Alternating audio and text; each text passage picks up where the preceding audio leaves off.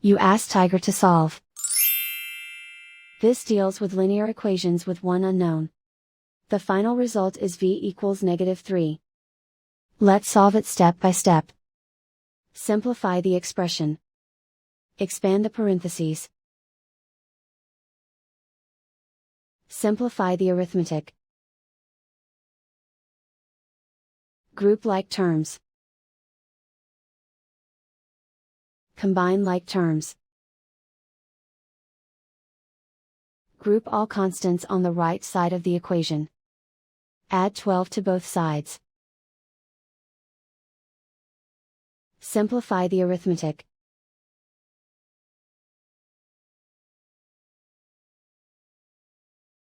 Isolate the v.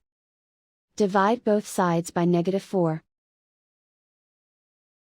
Cancel out the negatives. Simplify the fraction. Move the negative sign from the denominator to the numerator. Find the greatest common factor of the numerator and denominator. Factor out and cancel the greatest common factor. And so the final result is v equals -3.